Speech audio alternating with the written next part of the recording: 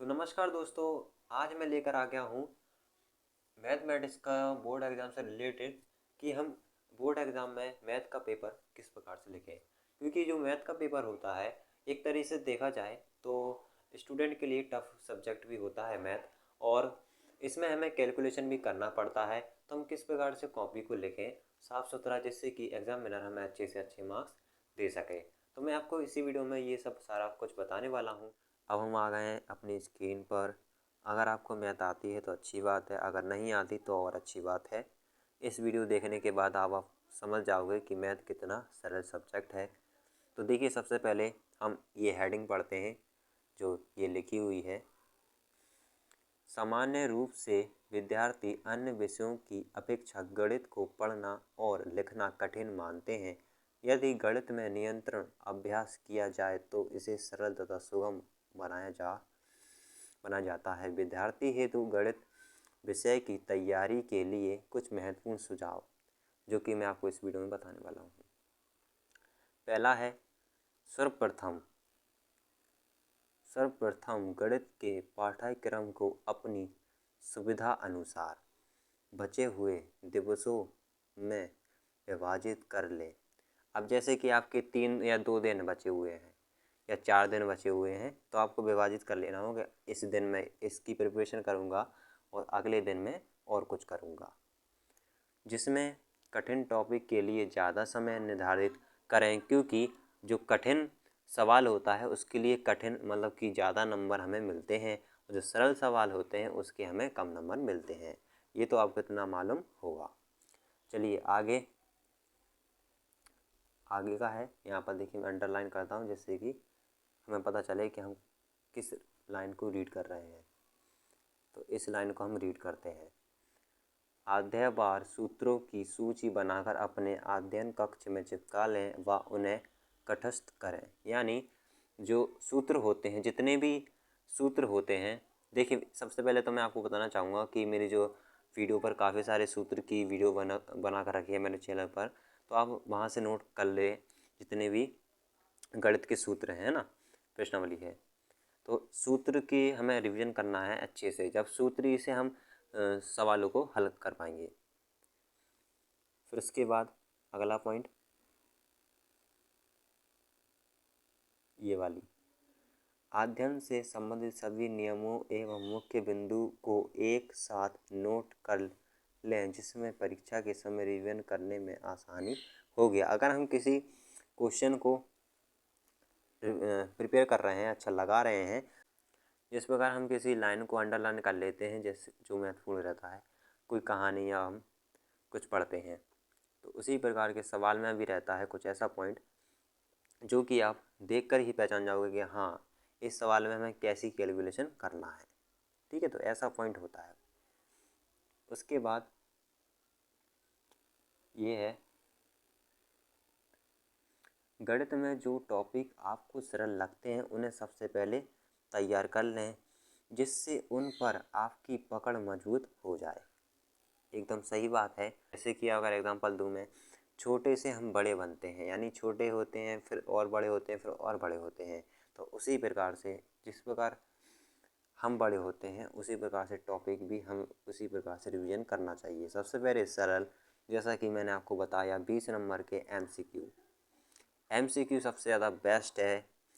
अगर आप इसमें 20 में से 20 आ जाते हैं तो आपका जो परसेंटेज है वो अच्छा गेन होगा। ठीक है, तो 20 एमसीक्यू आपको प्रिपेयर करना है। उसके बाद छोटे छोटे क्वेश्चन आंसर, फिर उसके बाद थोड़ा सी टफ, जो उनको समय दिया जाए। टफ को आप आखिरी में करना, मेरे एडवाइस है ये, क्योंकि जो टफ होते हैं उनका रिवीजन हम आखिरी में करेंगे तो दूसरे दिन हम पेपर दे देंगे, अच्छा रिवीजन रहेगा, है ना। अगर हम पहले से ही टफ कर लेंगे तो फिर बाद में भूल भी सकते हैं, है ना, कैलकुलेशन। तो ये है। अब देखिए आगे, परीक्षा से पूर्व पाठ्यक्रम की पुनरावृत्ति एवं प्रत्येक टॉपिक से संबंधित उदाहरण एवं प्रश्नों को हल करने का निरंतर अभ्यास अवश्य करें। तो हमें ये अभ्यास करना होगा। मान लीजिए आपने कोई सवाल किया है, आपको आता है, लेकिन आपको एक अभ्यास कर लेना होगा। उदाहरण के लिए कोई सवाल नोट किया, उसको लगा लिया, बस इतना सा करना है। उसके बाद अगला पॉइंट है, गणित में ज्यामिति के सवालों में रचना से संबंधित प्रश्नों की तैयारी करते समय तथा परीक्षा देते समय हमेशा नुकीली पेंसिल का यूज़ करना है। अगर आप मोटी पेंसिल का यूज़ करोगे तो हमें चाप समझ में नहीं आएंगे, अच्छा लगेगा और क्लियर हमें दिखाई देगा कि यहाँ पर कहाँ पर बिंदु प्रतिच्छेद कर रहे हैं। अब इसके बाद यहाँ पर ये महत्वपूर्ण पॉइंट है, जब हम रचना बनाते हैं तो उसके साथ हमें लिखना भी है कि हमने इस जो रचना है इसमें क्या क्या क्रिया विधेय की। जैसे कि हमने एक चाप लगाया तो लिखना है चाप लगाया, फिर हमने एक प्रकार से दूसरा चाप लगाया तो लिखना है दूसरा चाप लगाया, इस प्रकार से।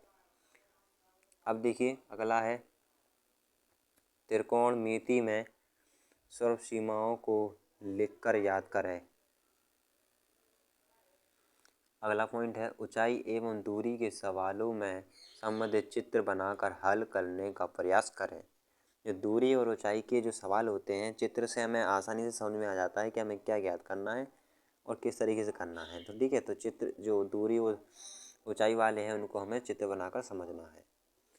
इसके बाद गणित में जिन टॉपिक के लिए अधिक अंक निर्धारित हैं उन टॉपिक का अधिक बल देना है, यानी समय देना है। ठीक है, जो हमने पहले पॉइंट पढ़ा वही है ये। इसके बाद प्रश्न को हल करने से पूर्व यह सुनिश्चित कर लें कि आपने प्रश्न सही उतारा है अथवा नहीं। तो ये मोस्ट इम्पॉर्टेंट पॉइंट है कि जल्दी में हमसे ये गलती हो जाती है और फिर हमारा आंसर गलत आता है, लेकिन हमने जो किया है एकदम सही किया है। कुछ संख्याओं की वजह से, एक दो संख्याओं की वजह से वो पूरा सवाल गलत हो जाता है, कैलकुलेशन ख़राब हो जाती है, मार्क्स कट जाते हैं हमारे। ठीक है ना, तो इसलिए मैं आपको पॉइंट बता रहा हूँ कि इससे आप जो गलती करते हैं उसमें आपका सुधार आए। उसके बाद प्रश्नों को हल करने में आवश्यक सभी चरण स्टेप ज़रूर लिखें। जैसे कि अगर हम कोई सवालों को सॉल्व कर रहे हैं तो स्टेप बाय स्टेप करते जाते हैं, उसी प्रकार से हमें करना है ना। ऐसा नहीं है कि आपने शुरुआत में अच्छी की स्टार्टिंग और फिर आपने आखिरी का जो मेन पॉइंट है आंसर कर दिया, ऐसा नहीं करना है, स्टेप बाय स्टेप से करना है। इसके बाद प्रश्नों के हल को स्पष्ट करने में आवश्यक चित्र एवं ग्राफ का प्रयोग अवश्य करें। अगर ग्राफ और चित्र वाला है तो हमें करना ही है ग्राफ और चित्र बनाकर। परीक्षा में उत्तर पुस्तिका में दोनों तरफ के पेज पर लिखें, है ना। आपने जो स्कूल में मिला होगा तो वहाँ पर भी तैयारी करवाई जाती है, स्कूल में भी। तो वहाँ पर कोई प्लेन पेज होता है, तो अगर अब बोर्ड एग्ज़ाम में लिखने जाएं तो वहाँ पर हमें दोनों साइड करना है, छोड़ना नहीं है पेज। अब इसके बाद जो रफ़कार है, रफ़कार अत्यधिक होता है, मैथ का पेपर है, सीधी सी बात होगा ज़रूर रफ़कार, क्योंकि अगर हम किसी सवाल को करते हैं सबसे पहले उसे चेक करते हैं कि इसको किस प्रकार से किया जाए। तो उसके लिए हम रफ़कार उत्तर पुस्तिका के अंतिम पृष्ठ यानी आखिरी जो पेज होगा उसका सबसे आखिरी का वहाँ पर करेंगे और दाहिनी ओर मार्जिन खींचकर करें तथा उस पर पृष्ठ के ऊपर भाग पर कार अंकित करें। जब आपका ये सब हो जाए रफ कार, तो उस पर लिख दें रफ कार, हेडिंग डाल दें रफ कार और एक लाइन खींच दें तिरछी, जिससे कि एग्जामिनर को लगे कि ये कटा हुआ है, रफ कार है। ठीक है, आखिरी में करना है आपको रफ कार। तो ये कुछ मैंने आपको बातें बताई मैथ के बारे में, है ना। इसमें से कुछ गलतियां हैं जो कि आप सुधार सकते हैं अपनी। तो आशा करता हूँ कि आपको वीडियो पसंद आएगी, पसंद है तो लाइक कर दें, साथ ही चैनल को सब्सक्राइब कर दें। मिलते हैं ऐसी नेक्स्ट वीडियो में। Thanks for watching video.